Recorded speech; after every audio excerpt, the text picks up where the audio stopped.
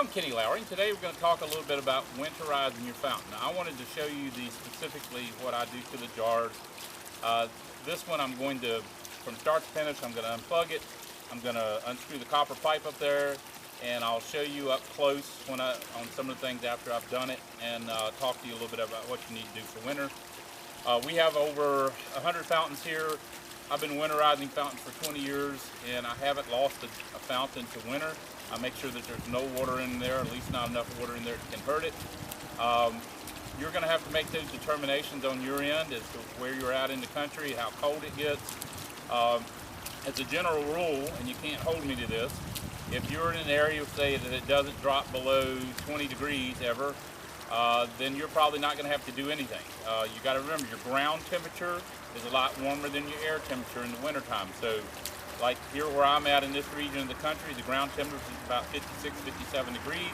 So that water down in the ground is going to be warmer than, let's say, if it's 25 up outside, then that warmer water down there is being transferred up through the fountain when you're running it. So kind of keep those things in mind. You know, here it gets cold. We were 5 below last winter. We'll usually have a winter spell where it doesn't really get above freezing for about 3 weeks. So it does get very cold here. We do have fountains out here, and when I pan around with the camera, you'll see there are fountains around here everywhere, and the jars that are out here have been winterized. The Boulder fountains is a different thing, and you can look elsewhere on the Boulder fountain website to see what you do with Boulder fountains. Right now I'm going to unplug this.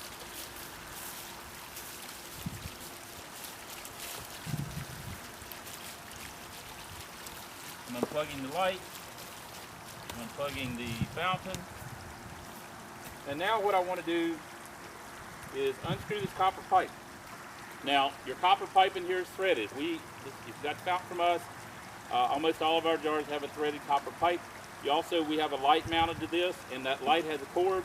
So as you unscrew your copper pipe, that cord's going to wrap around. So you need to spin your light the opposite direction to keep from wrapping around the cord.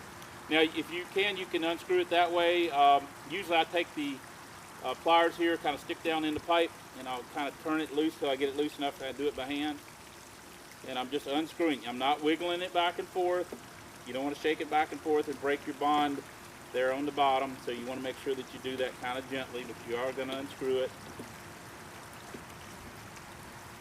And the light, like I said, I'm going to turn that back around with it so that we don't wrap up around the cord.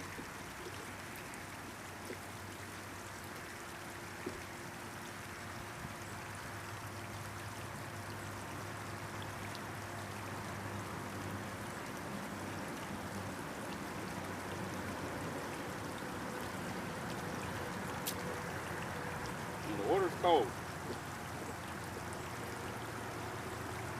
Right now, once I take that pipe out, I'm going to lay it over to the side, and that jar is going to self-drain. It's going to drain all the way down so you may have an inch in the bottom of this jar.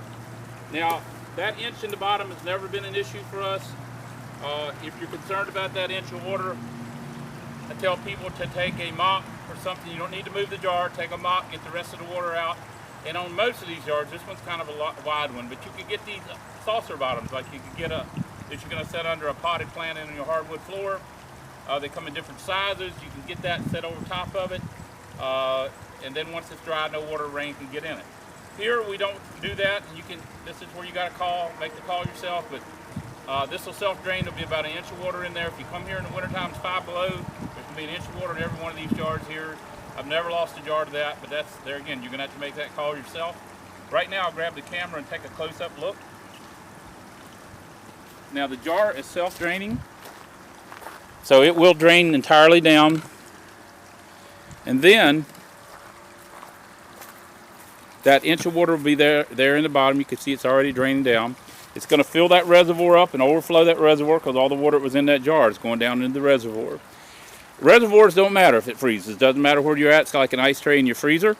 So if that freezes down in there, it doesn't matter.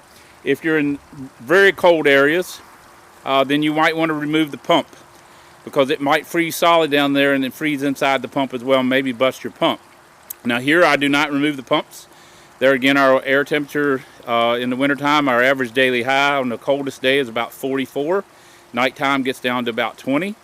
It doesn't get cold enough to freeze down to the bottom of that reservoir, which is 11 or 12 inches deep, so therefore it doesn't freeze around the pump. If the basin is full of water, if the basin is drained, then you're going to have to remove your pump. So you can see that water dropping already.